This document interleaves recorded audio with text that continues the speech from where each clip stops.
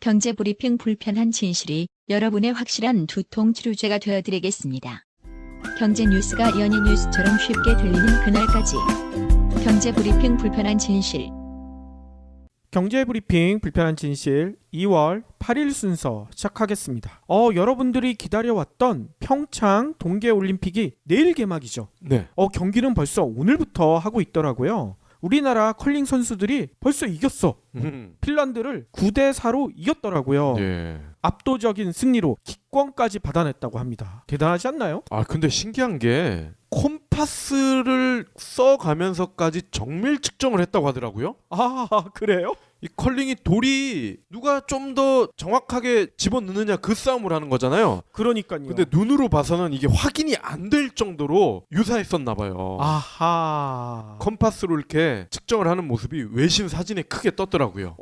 그렇군요. 평창 동계올림픽 조짐이 좋지 않습니까? 네. 시장이 너무 산뜻해. 몇몇 수구 보수에서는 이 평창 동계올림픽이 좀 실패하기를 바라는 거 아닌가 이런 의심이 들었는데요. 컬링 경기뿐만 아니라 모든 종목에서 진짜 착착착 잘 진행이 될 것 같다는 그런 기분이 듭니다. 특히나 남북 단일팀 가지고도 트집 잡는 분들이 많았었죠. 네. 과연 단합이 될 것이냐, 파탄날 것이다 악담을 하시는 분들도 꽤 계셨는데요.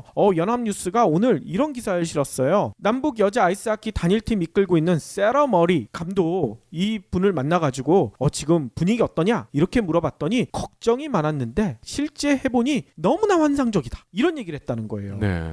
특히나 환상적인 이유에 대해서 설명을 했는데 선수들도 환상적이지만 그 북한 선수들과 같이 내려왔던 북한의 박철호 감독 이 분에 대해서 환상적인 지도자다 이런 평가를 했다는 거예요.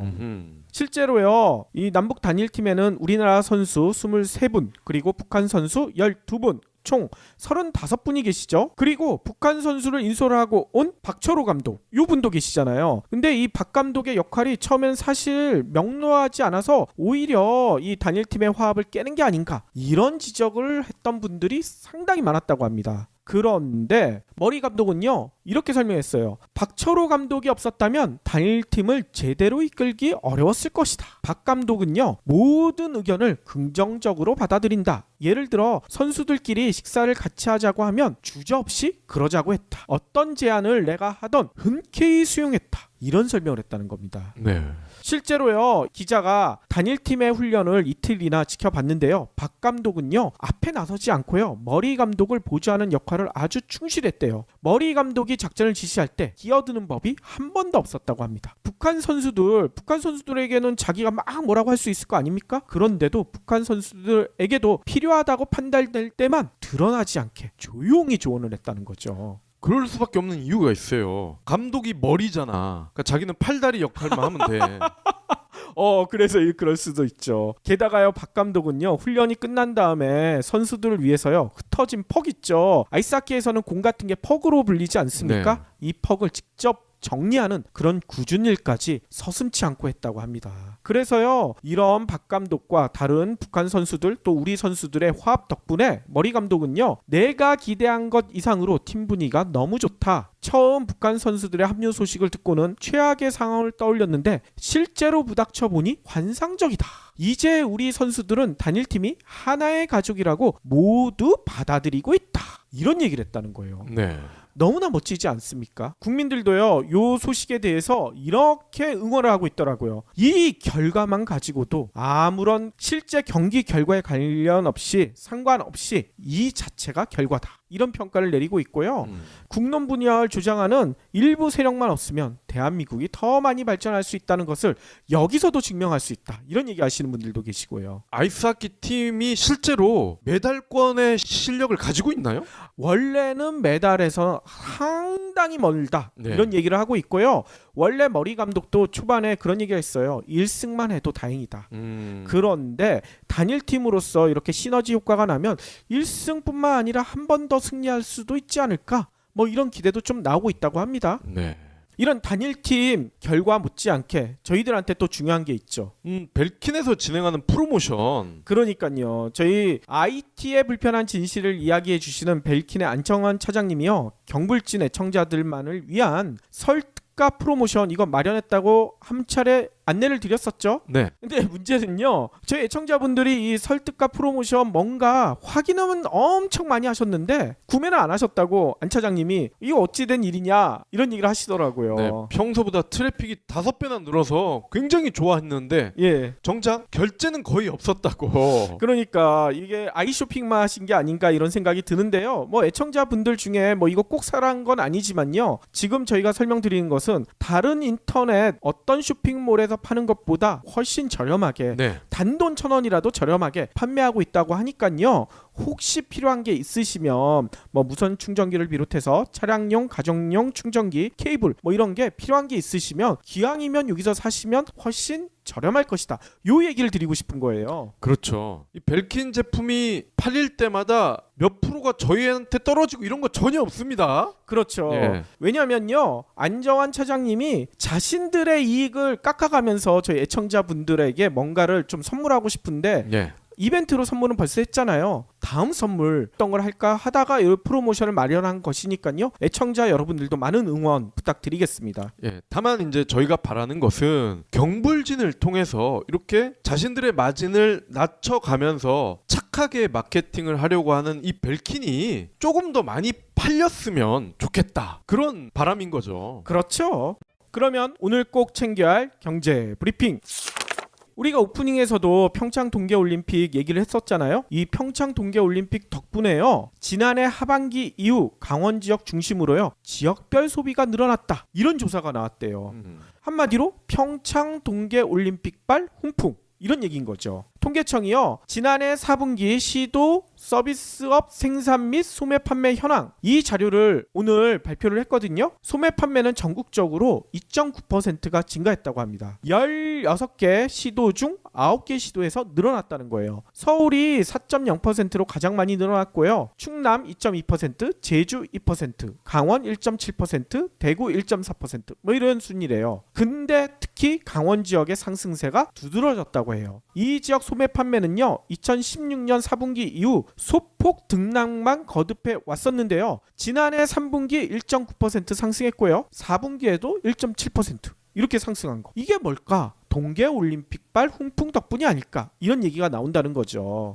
손은락 통계청 경제통계국 서비스업 동향과장은요. 올림픽 준비 영향을 별도로 분리할 수 없지만 강원 지역 소비가 전반적으로 늘어난 것을 봤을 때 어느 정도 영향을 미쳤다고 볼 수 있다. 롱패딩 등 판매도 전국적으로 늘어났다. 뭐 이런 설명을 했대요. 강원뿐만 아니라 서울 지역 소매 판매도 큰 폭으로 증가했다고 합니다. 특히나 대형마트 전문 소매점 판매가요. 17.7%, 4.5% 이렇게 증가해서 전체 지수를 끌어올렸대요. 특히 서울 지역 면세점 판매 이게 제주 지역 면세점 판매와 함께 2개 분기 연속으로 큰 폭으로 늘어났대요. 오. 이 면세점 판매 늘어난 게 어떤 영향일까? 사드 문제 때문에 중국과의 갈등 이것 때문에 면세점이 판매가 꼬꾸라졌다는 얘기 많이 나왔었잖아요. 그쵸. 근데 중국과의 갈등이 해소되면서 서울, 제주 지역 면세점 판매가 2개 분기 연속 늘어났다는 거죠.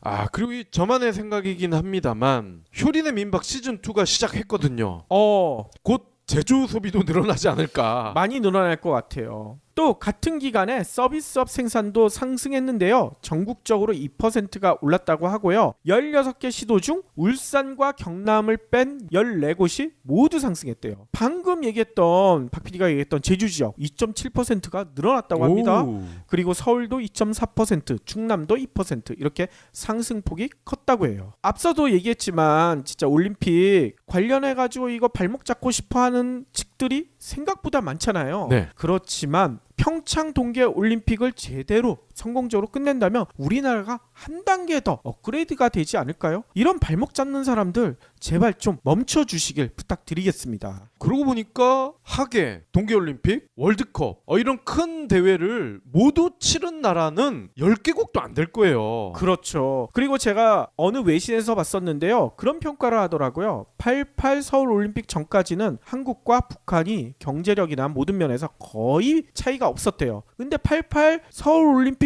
이후에 한국이 압도적으로 앞서 나갔다는 거죠. 요번 평창 동계올림픽도 그런 역할도 하지 않을까 뭐 이런 생각도 들고요.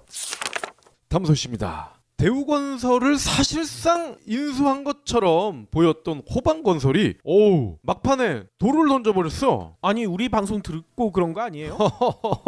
승자의 저주, 이 방송편 임팩트가 너무 강했나요? 대우건설의 막대한 해외 부실, 이게 결국 발목을 잡았다고 합니다. 어허. 인수를 포기했다는 거죠. 호방건설 M&A 관계자는요, 8일 내부적으로 통제가 불가능한 해외 사업의 우발 손실 등 최근 발생한 일련의 문제들을 접하면서 아쉽지만 대우건설 인수 작업을 중단키로 결정했다, 이렇게 밝혔습니다. 지난 석 달간의 인수 기간 동안 정치권 연루설, 특혜설, 노조, 일부 대우건설 내 매각에 대한 저항으로 많은 어려움이 있었지만 대우건설이라는 상징적 국가기관 산업체를 정상화시키고자 진정성을 갖고 인수 절차에 임해왔는데, 대우건설이 지금의 어려움을 딛고 새로운 도약을 할 수 있는 계기가 되기를 진심으로 바란다, 이러면서 물러날지언정 대우건설을 응원을 했습니다. 어허. 아니 근데 발목을 잡은 건 도대체 어느 사업체 때문에 그런 거예요? 네, 대우건설이 전날 공시한 4분기 실적에 모로코 사피 복합화력발전소 현장에서 발생한 3천억 원의 잠재 손실이 반영됐다는 것을 알게 된 거죠. 아하. 호반은요, 지난해 3분기까지 실적을 놓고 단독 응찰을 했는데 대규모 부실이 뒤늦게 파악이 된 겁니다. 공시 전까지는 대우건설의 최대 주주인 산업은행과 매각 주관사도요, 4분기 국외 손실을 파악하지 못했다고 합니다. 그러니까 대우건설 내부에서만 알고 있었던 비밀이었을 가능성이 크다, 이렇게 볼 수가 있죠. 그렇군요. 호반은요, 대우건설의 여러 해외 현장 중에 대규모 손실이 모로코 여기에만 그치지는 않을 것으로 보고 있다는 겁니다. 그럴 가능성이 매우 높겠네요. 예, 그렇기 때문에 현금 보유 능력이 탄탄한 호반도 무리하게 인수를 추진하는 게 부담이 크다, 이러한 입장을 나타낸 거죠. 아직까지 양사는요, 양해 각서, 주식 매매 계약 이런 거를 체결하지 않은 상황이기 때문에 인수 포기하는 거는 전혀 문제가 없고요.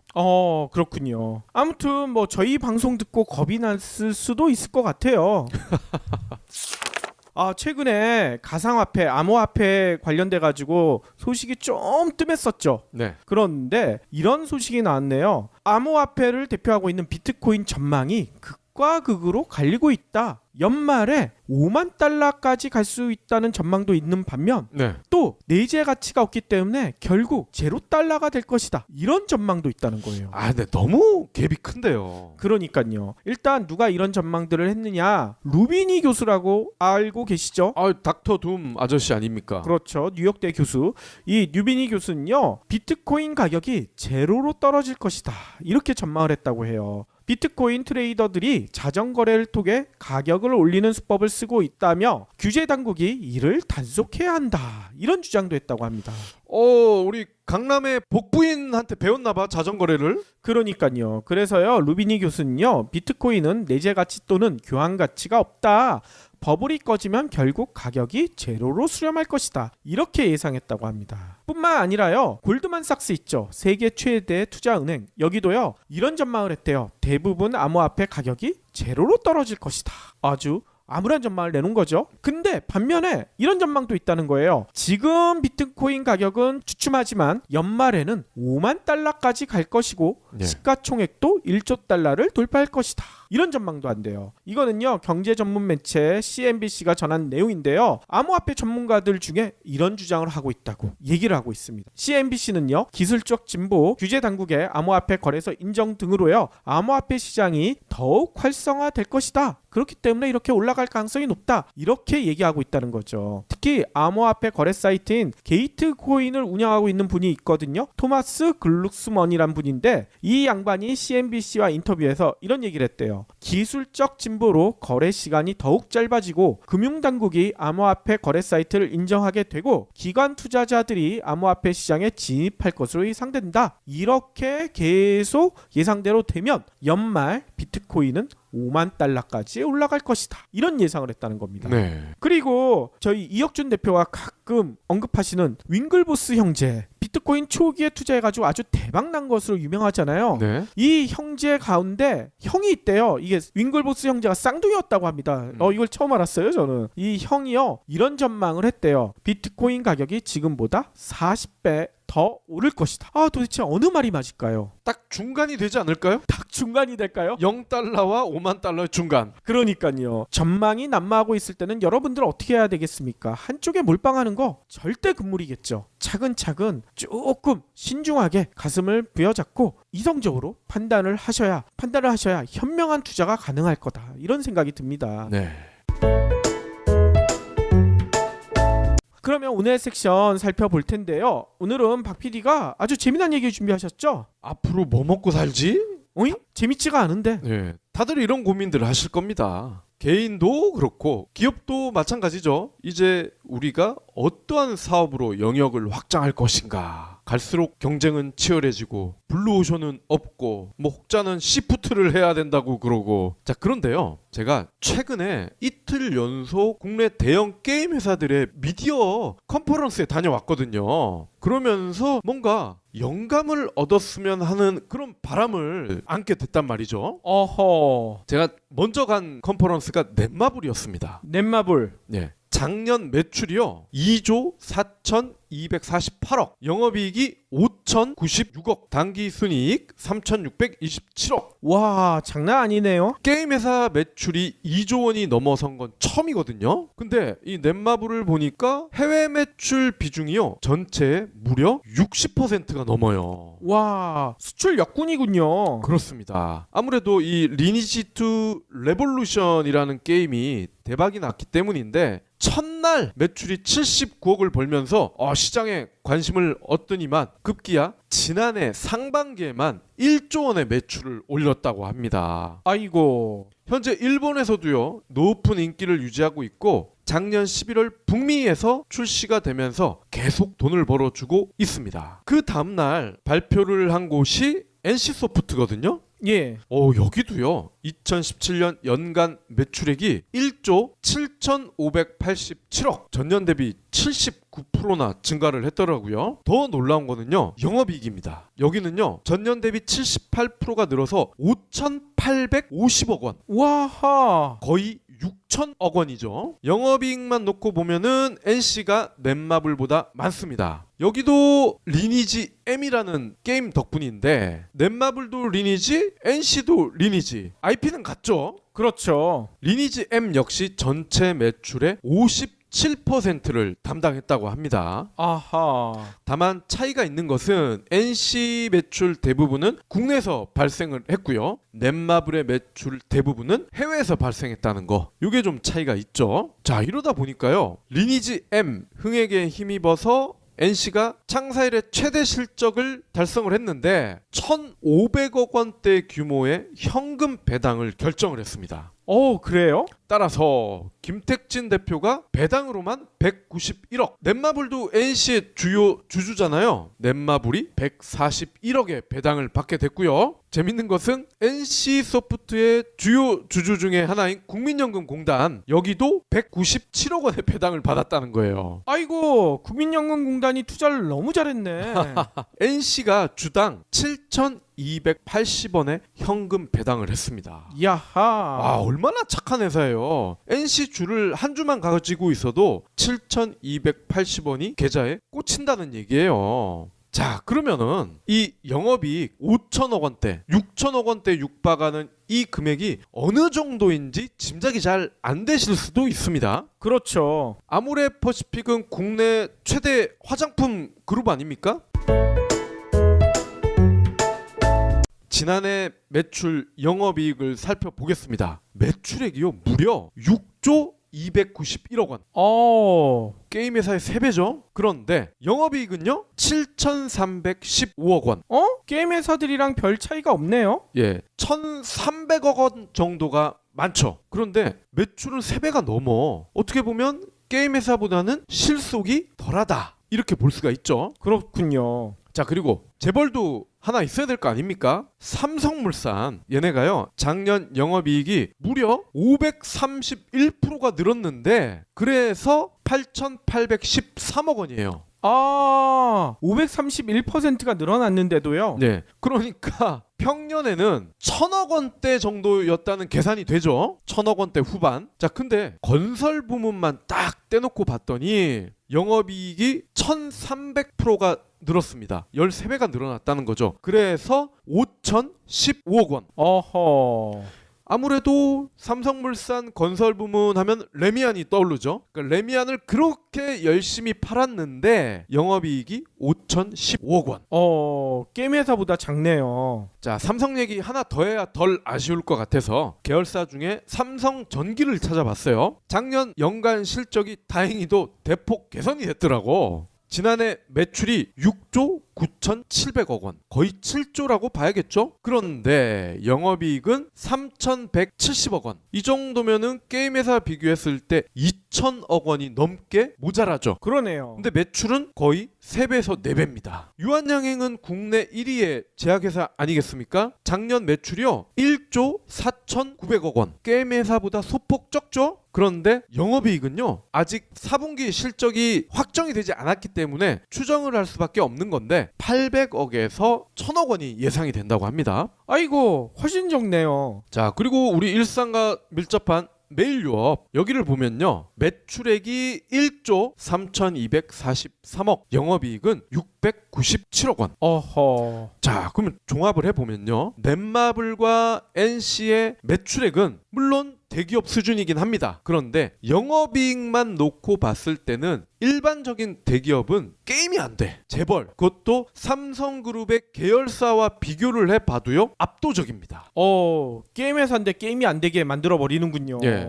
우리가 보통 게임사 그러면은 무시하는 경향이 있죠. 자, 근데 방금 말씀을 해드렸지만 삼성그룹 계열사 못지 않다는 점 알아두시면 될 것 같습니다. 이렇게 게임 회사들이 장사 잘하는 비법이 도대체 뭘까요? 예, 모바일 게임 시장이 급성장했기 때문입니다. 예전에 리니지가 PC 위주로만 플레이 됐을 때와는 완전히 차원이 다르다는 얘기예요. 넷마블 같은 경우는요 온라인 게임이 거의 없다고 보셔도 됩니다. 그렇죠. 물론 이 넷마블에서 나온 온라인 게임 가장 먼저 나왔을 그 당시 했던 분들, 이분들은 카페도 운영하고 해야 되니까 카페지기 해야 될 거 아니야. 그러니까 이분들은 어쩔 수 없이 해야 되는 분이 있어요. 그렇기 때문에 전혀 게임이 없는 것은 아니지만 실적에 가만히 될 수 있는 그런 유의미한 수치는 거의 없다는 거죠. 그러니까 넷마블은 사실상 모바일 컨텐츠 회사인데 이 회사가 매출이 2조 4천억, 영업이익은 5천억 원이 넘는다. 이런 얘기입니다.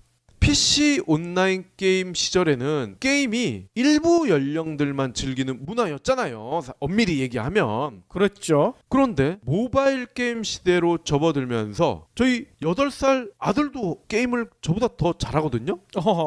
어린이부터 할아버지까지 누구나 남녀노소 대중적인 여가 문화로 자리를 잡았다는 겁니다. 거기다가 이 게임이라는 것은 언어가 필요가 없어요. 그냥 소리만 질러주면 돼. 고고! 막 이런 식으로.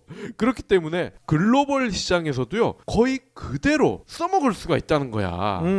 물론 현지화 작업이 전혀 필요 없는 건 아니겠지만 핵심 컨텐츠는 동일하다는 거죠. 그렇군요. 자, 근데 제가 이 넷마블 컨퍼런스 갔을 때 방준혁 의장이 신기한 걸 보여줬습니다. 뭔가요? 이 PD님은 혹시 아이돌 중에 방탄소년단이라고 아세요? 이름은 들어봤어요. 방탄조끼 입고 나오는 애들인 거 아시죠? 아, 그런가요? 그럴 리가 없죠. 얘들이 왜 방탄조끼를 입겠어요? 그럼 방탄은 무슨 방탄이에요? 그건 저도 모르겠어요. 근데 방탄조끼는 뭐야?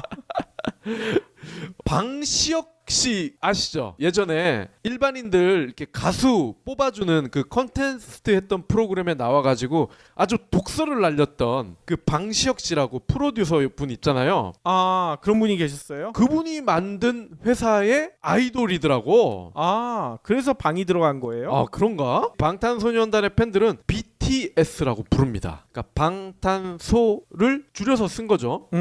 이 BTS와의 협업을 한다는 건데 영상과 화보를 활용한 실사형 시네마틱 게임, 그러니까 영화를 보는 듯한 그런 게임이다 이런 뜻이겠죠. 어. BTS 월, 이게 조만간 글로벌 출시가 된다는 거예요. 아, 그러면 방탄소년단 그 멤버들을 이 게임 내에서 만날 수가 있는 거예요? 그렇죠. 사진도 볼 수가 있고 동영상도 볼 수가 있는데 이것만 했으면은 그냥 유튜브를 봐도 되겠죠. 근데 이 BTS 월드라는 게임에 들어가면 방탄소년단 멤버를 육성을 할 수가 있다는 거야. 아하, 시뮬레이션 게임처럼. 그렇죠. 프린세스 메이커 이런 것처럼 공주를 갓난아기 때부터 키우듯이 게이머가 방탄소년단 멤버를 키울 수가 있는 겁니다. 오호. 여기에 1만 장 이상의 독점 화보 그리고 100개 이상의 스토리 영상이 보너스로 제공이 되는 건데 무엇보다 이 게임에는요 BTS가 부른 신곡들도 최초로 공개가 된다는 거예요. 아니, 방탄소년단 좋아하는 팬들은 이 게임 무조건 하겠네요. 그렇죠. 이 방탄소년단 매출이 뭐 제가 듣기로는 거의 1,000억 원이 넘는다고 하더라고요. 어허. 얘들이 그만큼 해외에서 돈을 많이 벌고 있는데 이게 가뜩이나 넷마블처럼 매출의 거의 대부분이 해외에서 나오는 회사의 플랫폼에서 BTS가 탑재가 됐다. 어마어마한 시너지가 나올 가능성이 크겠죠. 아니, 그 정도 많이 벌면 진짜 좋은 방탄 조끼 하나씩 입고 다녀도 될 것 같은데. 그렇죠. 방탄차도 2당 한 대씩 타고 다니고. 그러니까요. 자, 그리고요. 저희가 어제였나요? 카카오 게임즈의 미디어 컨퍼런스도 참석을 했었죠. 왜 참석했냐면 우리 바로 옆에서 했어요. 저희 동네에서 해가지고 안 갈 수가 없었는데 여기서요 인공지능 기반으로 한 비즈니스 모델을 공개를 했잖아요. 아, 진짜 인상적이더라고요. 예. 근데 의외로 간단합니다. 이 인공지능을 어디와 접목을 하느냐? 골프에 접목을 하는 거예요. 골프 그러면 아이 뭐 생뚱맞게 골프야 이러실 수도 있는데 이 카카오 게임즈의 주장에 따르면요 매년 골프장을 방문하는 고객이요 3천만 명이 넘는데요. 그렇죠. 근데 참고로 프로야구장을 찾는 분이 800만 명. 이게 몇 배입니까? 4배 이상이죠. 그리고 매출로만 따졌을 때는 프로야구의 거의 8배 수준이 나오더라고요. 그러니까요. 그리고 멀티플렉스 여기보다도 매출이 많다는 겁니다. 골프장이. 그러니까 금방 이해가 되더라고요. 그런데 카카오 게임즈가 하려는 인공지능 기반으로 한 서비스가 골프를 부킹을 해주는 겁니다. 그러니까 되게 신기하더라고요. 예, 이거를 어떻게 부킹을 하느냐? 카카오 자회사 중에 카카오 VX가 있거든요. 전신이 마음 골프라는 회사입니다. 그러니까 마음 골프는 그거 생각하시면 돼요. 골프존. 그렇죠. 골프존과 비슷한 다른 회사인데 이 마음 골프가 카카오에 인수가 되면서 이름이 카카오 VX로 바뀌었죠. 그렇죠. 쉽게 얘기하면 스크린 골프. 예. 이 VX는 가상 체험이란 뜻이라고 합니다. 그래서 이 카카오 VX에서 현재 준비 중인 게 뭔고 봤더니 대화형 AI 로봇 챗봇이라고 하죠. 이 챗봇과요 카톡과 같은 이 플랫폼에서 자연스럽게 이야기를 하면서 골프 예약을 할 수가 있다는 겁니다. 뭐 예를 들면 나 경기도 일대에서 골프를 치고 싶은데 부킹 좀 해줘. 그러면서 날짜와 대략적인 시간을 챗봇한테 얘기를 합니다. 그럼 이 챗봇이 이제 빅데이터를 한번 쓱 돌려볼 거 아닙니까? 그러면 말씀 주신 그날 그 시간에는 비가 올 가능성이 높은데 괜찮으시겠습니까? 그러면서 강수 확률이 낮은 다른 지역의 골프장을 추천을 해줍니다. 그렇죠. 그러면 어쩔 수 없이 그쪽으로 예약을 해야 될 거 아니에요. 비가 안 와야 되니까. 오케이 거기 좋아. 그러면 예약을 해주고 골프 친 다음에 배고플 거 아닙니까? 인근에 맛집까지 예약을 해줍니다. 맛집 예약을 하고 해가 지면은 술 한잔 생각날 거 아니에요? 그러면은 술 먹고 나서 운전을 하면 안 되니까 대리 기사님까지 불러준다는 겁니다. 그러니까 골프 예약에서부터 대리 기사님을 통해서 집 앞까지 왔을 때 전 과정을 카톡 안에서 AI의 도움을 받을 수가 있게 해준다는 거죠. 그렇죠. 거기다가 골프를 혼자서 칠 수 없으니까 뭐 누구랑 같이 가야 되잖아요. 네. 친구들 초대할 때도 카톡으로 다 되더라고요. 골프 스코어까지 기록을 해준다면서요. 그렇죠. 자, 그리고 이 카카오 VX가요 헬스장, 트레이닝장이라고 그러나요? 여기에 안 가고 집에서도 날씬한 몸매를 만들 수 있게끔 하는 플랫폼도 공개를 했는데 이름하여 홈트. 이게 홈 트레이닝의 줄임말이라고 합니다. 요즘 홈트라는 말 많이 쓰더라고요. 예, 요즘도 이와 비슷한 거 많이 하고 계실 겁니다. TV에 유튜브 화면을 띄워놓고 다이어트 4주 이렇게 하면은 한 달 동안 살을 뺄 수 있는 유튜브 영상이 나오죠. 그렇죠. 그걸 보고 열심히 따라 하시는데 카카오 VX의 홈트는요, 인공지능이 들어가서 소비자가 영상에 맞춰서 운동을 하면은 주요 관절이 표시가 됩니다. 그럼 이 인공지능이 관절의 움직임까지 파악을 해서 코치를 해줘요. 이 엉덩이를 좀 더 올리세요. 무릎을 좀 더 낮추세요. 팔굽혀펴기를 하실 때는 머리를 들어야죠. 이런 식으로 트레이너가 이야기를 해주듯이 코칭을 해준다는 거죠. 그게 가능한 이유가 모션 캡처라는 기술 여러분들 많이 들어보셨을 거예요. 네. 그 기술을 여기다 이용을 하고요. MX에서 만든 엑스박스 키넥트라고 아시죠? 네. 동작을 인식해가지고 게임할 수 있는 그 기술도 요 홈트에 들어간다고 하더라고요. 네. 카카오 VX가 스크린 골프가 주력인 회사다 보니 앞으로 이 VR과 AR 기술을 접목시킨 이러한 홈트를 비롯해서요, 어린이와 교육용 콘텐츠도 계속해서 내놓을 계획이라고 합니다. 자, 그리고 얼마 전에 아마존이 아주 깜짝 발표를 했죠. 어떤 발표요? 미국 보험 헬스케어 업계를 뒤흔들어 버렸어요. 미국 최대 은행인 JP모건 체이스, 그리고 미국 최대 재벌 기업 중에 하나죠, 벅셔 해서웨이, 이렇게 세 회사가 임직원 전용 보험 헬스케어 서비스를 시작한다, 이렇게 발표를 했습니다. 이들 3사는요 공동 성명을 통해서요, 임직원들의 보험료 부담 이거 그동안 너무 나갔는데 이거를 우리가 줄이기 위해서 합작 기업을 만들겠다, 이렇게 발표를 했습니다. 발표를 하자마자 미국 보험사 헬스케어 업종 기업들의 주가가요 5%나 폭락을 했다고 합니다. 장난 아니군요. 아마존이 왜 이 서비스를 추진을 했을까요? 공식적인 목적은 우리 직원들 보험료 줄이기 위해서다라고 말씀을 드렸는데 과연 이게 다일까요? 혹시 아마존이 이번 거를 핑계로 해서 보험 사업, 특히 온라인 모바일 보험 사업 쪽에 진출을 하려는 의도는 없을까요? 이미 아마존은 홀푸드세일과 같이 오프라인 먹거리 회사까지 다 먹어치워버렸단 말이에요. 그랬었죠. 이런 회사가 온라인 금융 쪽으로 더 영역을 확장하지 말라, 이런 보장이 있겠습니까? 제가 볼 때는 온라인 금융 콘텐츠까지 이참에 먹어버리겠다, 이러한 베조스의 야심을 드러낸 작업이 아닌가 싶거든요. 그럴 수 있죠. 넷마블이 방탄소년단을 활용해서 게임은 물론이고요, 전용 OST를 발매를 한다 말씀을 드렸는데 한번 상상을 해보세요. 어떤 일이 벌어지게 될까? 비슷한 맥락에서 NC가 리니지 M을 플레이하는 모든 유저에게 택시비나 술값을 결제할 수 있게 한다면은 어떠한 일이 벌어질까? 제가 왜 이 얘기를 드리냐면요, 리니지 M을 즐기려면 앱을 깔아야죠. 그렇죠. 자, 근데 혹자는요 이런 이야기를 하십니다. 비트코인과 같은 가상화폐 원조가 이 리니지를 플레이하면서 아이템을 주고받을 수 있게 하는 그 온라인 게임머니다, 이렇게 주장을 하는 분들도 계시거든요. 그만큼 NC소프트든 넷마블이든 넥슨이든 게임머니와 관련된 풍부한 깊은 노하우가 있기 때문에 이들 기업이 언제 어떻게 온라인 결제, 모바일 결제와 관련된 기업으로 둔갑을 할지 모른다는 겁니다. 그럴 수 있죠. 자, 그리고 넥슨이 요즘 밀고 있는 게임이 듀랑고 아닙니까? 이거 광고 엄청 하더라고요. 뭐 초기에는 서비스가 지연돼가지고 욕을 바가지로 먹었는데 그럼에도 불구하고 듀랑고 매출이 엄청나더라고요. 그런데 이게 야생에서 공룡도 만나고 뭐 이런 게임이더라고요. 그렇죠. 이 넥슨이 듀랑고 유저에게 에버랜드를 반값에 쓸 수 있는 솔루션을 깔아준다, 이런 사업을 한다면 과연 어떤 일이 벌어질까요? 아프리카 세렝게티 국립공원 가고 싶은 분들 많이 계시죠? 그렇죠.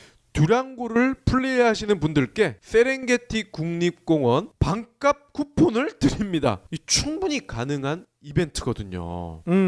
그럴 수 있죠. 카카오가 카톡을 기반으로 영어 회화를 버스에서도 저렴하게 배울 수 있게 해준다면 과연 시원스쿨이나 스피킹 맥스 이런 회사들은 어떻게 또 변신을 하게 될까요? 제가 오늘 이 방송을 하는 이유는요, 콘텐츠 기업의 미래 그만큼 무궁무진하다. 이거를 강조하기 위해서인데 무궁무진하기만 합니까? 이미 영업이익 말씀드렸죠. 그러니까요. 삼성 계열사를 제껴버렸어. 이 콘텐츠 기업들이. 경불진을 하고 있는 뉴스백의 영업이익률도 생각보다 높을 것 같은데요. 굉장히 높죠. 예. 근데 매출이 워낙 적기 때문에 그러니까 맨날 우리 손가락 빨고 있는 거 같은데. 영업이익률 자체가 의미가 없긴 한데 콘텐츠 기업 이제 앞으로 내가 뭘 해먹지? 이렇게 고민하시는 개인 기업 주저없이 콘텐츠에 투자하십시오. 절대 후회하지 않으실 겁니다. 그렇죠.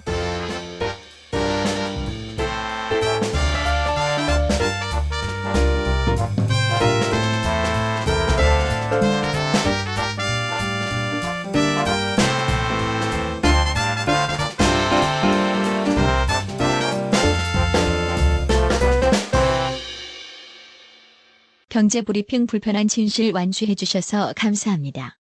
하트 투척, 댓글 남기기, 계좌 후원 등 다양한 방법으로 힘을 보태주세요. 계좌 정보는 경제브리핑 팟빵 공지 코너에 있습니다. 여러분의 응원, 콘텐츠로 보답하겠습니다.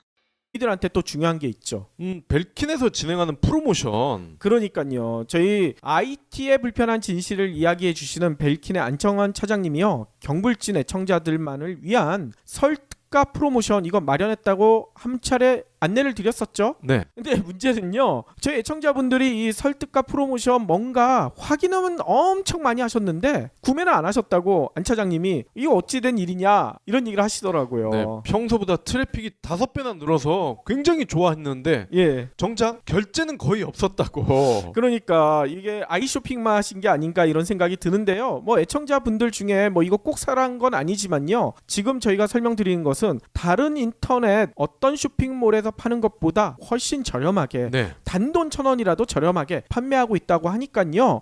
혹시 필요한 게 있으시면 뭐 무선 충전기를 비롯해서 차량용, 가정용 충전기, 케이블 뭐 이런 게 필요한 게 있으시면 기왕이면 여기서 사시면 훨씬 저렴할 것이다. 요 얘기를 드리고 싶은 거예요. 그렇죠. 이 벨킨 제품이 팔릴 때마다 몇 프로가 저희한테 떨어지고 이런 거 전혀 없습니다. 그렇죠. 예. 왜냐면요. 안정환 차장님이 자신들의 이익을 깎아가면서 저희 애청자분들에게 뭔가를 좀 선물하고 싶은데 예. 이벤트로 선물은 벌써 했잖아요. 다음 선물 어떤 걸 할까 하다가 이 프로모션을 마련한 것이니까요. 애청자 여러분들도 많은 응원 부탁드리겠습니다. 예. 다만 이제 저희가 바라는 것은 경불진을 통해서 이렇게 자신들의 마진을 낮춰가면서 착하게 마케팅을 하려고 하는 이 벨킨이 조금 더 많이 팔렸으면 좋겠다. 그런 바람인 거죠. 그렇죠. 그러면 오늘 꼭 챙겨야 할 경제 브리핑. 우리가 오프닝에서도 평창 동계올림픽 얘기를 했었잖아요. 이 평창 동계올림픽 덕분에요. 지난해 하반기 이후 강원 지역 중심으로요. 지역별 소비가 늘어났다. 이런 조사가 나왔대요. 한마디로 평창 동계올림픽발 훈풍. 이런 얘기인 거죠. 통계청이요. 지난해 4분기 시도 서비스업 생산 및 소매 판매 현황 이 자료를 오늘 발표를 했거든요. 소매 판매는 전국적으로 2.9%가 증가했다고 합니다. 16개 시도 중 9개 시도에서 늘어났다는 거예요. 서울이 4. 경제브리핑 불편한 진실이 여러분의 확실한 두통 치료제가 되어드리겠습니다. 경제 뉴스가 연예 뉴스처럼 쉽게 들리는 그날까지. 경제브리핑 불편한 진실. 경제브리핑 불편한 진실 2월 8일 순서 시작하겠습니다. 여러분들이 기다려왔던 평창 동계올림픽이 내일 개막이죠. 네. 경기는 벌써 오늘부터 하고 있더라고요. 우리나라 컬링 선수들이 벌써 이겼어. 핀란드를 9대4로 이겼더라고요. 예. 압도적인 승리로 기권까지 받아냈다고 합니다. 대단하지 않나요? 근데 신기한 게 콤파스를 써가면서까지 정밀 측정을 했다고 하더라고요. 그래요? 이 컬링이 돌이 누가 좀 더 정확하게 집어넣느냐 그 싸움을 하는 거잖아요. 그러니까요. 근데 눈으로 봐서는 이게 확인이 안 될 정도로 유사했었나 봐요. 컴파스로 이렇게 측정을 하는 모습이 외신 사진에 크게 떴더라고요. 그렇군요. 평창 동계올림픽 조짐이 좋지 않습니까? 네. 시장이 너무 산뜻해. 몇몇 수구 보수에서는 이 평창 동계올림픽이 좀 실패하기를 바라는 거 아닌가 이런 의심이 들었는데요. 컬링 경기뿐만 아니라 모든 종목에서 진짜 착착착 잘 진행이 될 것 같다는 그런 기분이 듭니다. 특히 특히나 남북 단일팀 가지고도 트집 잡는 분들이 많았었죠. 네. 과연 단합이 될 것이냐, 파탄날 것이다, 악담을 하시는 분들도 꽤 계셨는데요. 연합뉴스가 오늘 이런 기사를 실었어요. 남북 여자 아이스하키 단일팀 이끌고 있는 세라 머리 감독, 이 분을 만나가지고 지금 분위기 어떠냐 이렇게 물어봤더니 걱정이 많았는데 실제 해보니 너무나 환상적이다, 이런 얘기를 했다는 거예요. 네. 특히나 환상적인 이유에 대해서 설명을 했는데, 선수들도 환상적이지만 그 북한 선수들과 같이 내려왔던 북한의 박철호 감독, 이 분에 대해서 환상적인 지도자다, 이런 평가를 했다는 거예요.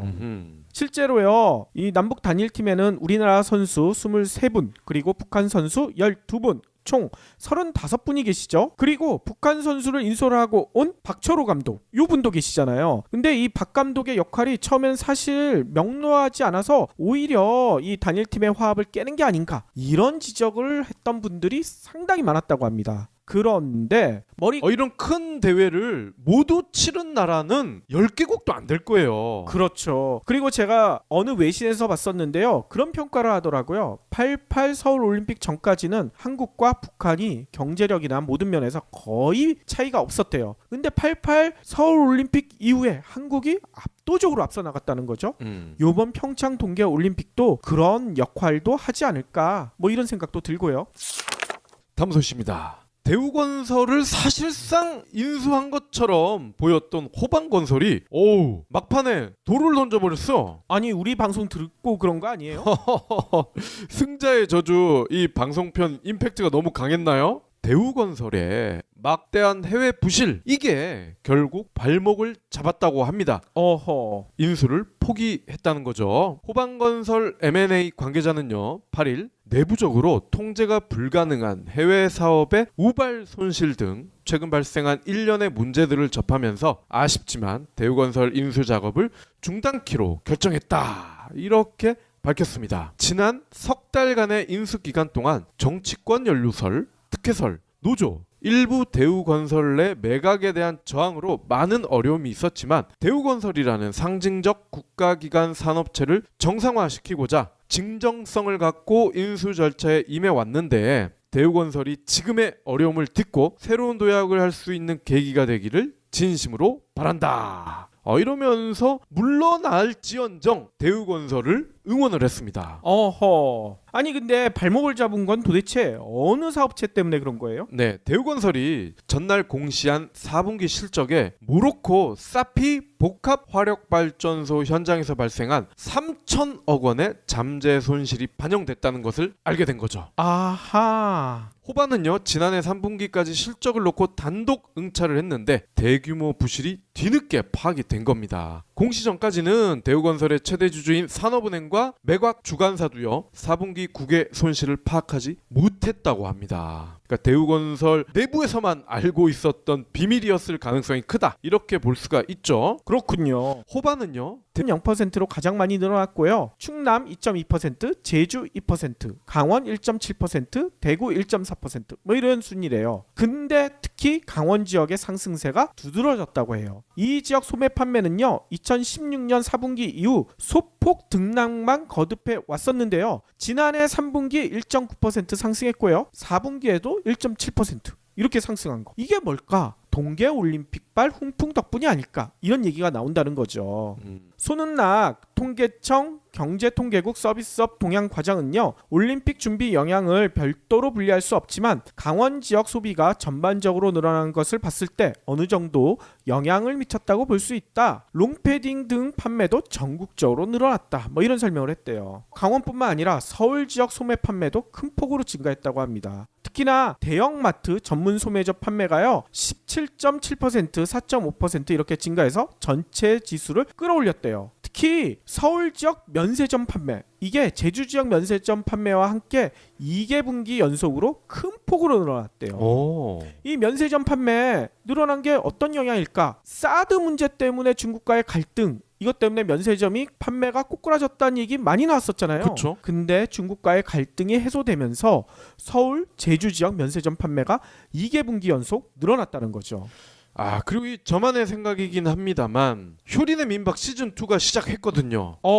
곧 제조 소비도 늘어나지 않을까. 많이 늘어날 것 같아요. 또 같은 기간에 서비스업 생산도 상승했는데요. 전국적으로 2%가 올랐다고 하고요. 16개 시도 중 울산과 경남을 뺀 14곳이 모두 상승했대요. 방금 얘기했던 박 PD가 얘기했던 제주 지역 2.7%가 늘어났다고 합니다. 오. 그리고 서울도 2.4%, 충남도 2% 이렇게 상승폭이 컸다고 해요. 앞서도 얘기했지만 진짜 올림픽 관련해가지고 이거 발목 잡고 싶어하는 측들이 생각보다 많잖아요. 네. 그렇지만 평창 동계 올림픽을 제대로 성공적으로 끝낸다면 우리나라가 한 단계 더 업그레이드가 되지 않을까요? 이런 발목 잡는 사람들 제발 좀 멈춰 주시길 부탁드리겠습니다. 그러고 보니까 하계, 동계올림픽, 월드컵. 감독은요 이렇게 설명했어요. 박철호 감독이 없었다면 단일팀을 제대로 이끌기 어려웠을 것이다. 박 감독은요 모든 의견을 긍정적으로 받아들인다. 예를 들어 선수들끼리 식사를 같이 하자고 하면 주저없이 그러자고 했다. 어떤 제안을 내가 하던 흔쾌히 수용했다. 이런 설명을 했다는 겁니다. 네. 실제로요 기자가 단일팀의 훈련을 이틀이나 지켜봤는데요. 박 감독은요 앞에 나서지 않고요 머리 감독을 보좌하는 역할을 아주 충실했대요. 머리 감독이 작전을 지시할 때 끼어드는 법이 한 번도 없었다고 합니다. 북한 선수들에게는 자기가 막 뭐라고 할 수 있을 거 아닙니까? 그런데도 북한 선수들에게도 필요하다고 판단될 때만 드러나지 않게 조용히 조언을 했다는 거죠. 그럴 수밖에 없는 이유가 있어요. 감독이 머리잖아. 그러니까 자기는 팔다리 역할만 하면 돼. 그래서 그럴 수도 있죠. 게다가요 박 감독은요 훈련이 끝난 다음에 선수들을 위해서요 흩어진 퍽 있죠. 아이스하키에서는 공 같은 게 퍽으로 불리지 않습니까? 네. 이 퍽을 직접 정리하는 그런 굳은 일까지 서슴지 않고 했다고 합니다. 그래서요 이런 박 감독과 다른 북한 선수들 또 우리 선수들의 화합 덕분에 머리 감독은요 내가 기대한 것 이상으로 팀 분위기가 너무 좋다. 처음 북한 선수들의 합류 소식을 듣고는 최악의 상황을 떠올렸는데 실제로 부닥쳐 보니 환상적이다. 이제 우리 선수들은 단일팀이 하나의 가족이라고 모두 받아들이고 있다. 이런 얘기를 했다는 거예요. 네. 너무나 멋지지 않습니까? 국민들도요 요 소식에 대해서 이렇게 응원을 하고 있더라고요. 이 결과만 가지고도 아무런 실제 경기 결과에 관련 없이 상관없이 이 자체가 결과다. 이런 평가를 내리고 있고요. 국론 분열을 주장하는 일부 세력만 없으면 대한민국이 더 많이 발전할 수 있다는 것을 여기서도 증명할 수 있다. 이런 얘기 하시는 분들도 계시고요. 아이스하키 팀이 실제로 메달권의 실력을 가지고 있나요? 원래는 메달에서 상당히 멀다. 네. 이런 얘기를 하고 있고요. 원래 머리 감독도 초반에 그런 얘기가 있어요. 1승만 해도 다행이다. 그런데 단일팀으로서 이렇게 시너지 효과가 나면 1승뿐만 아니라 한 번 더 승리할 수도 있지 않을까? 뭐 이런 기대도 좀 나오고 있다고 합니다. 네. 이런 단일팀 결과 못지않게 저희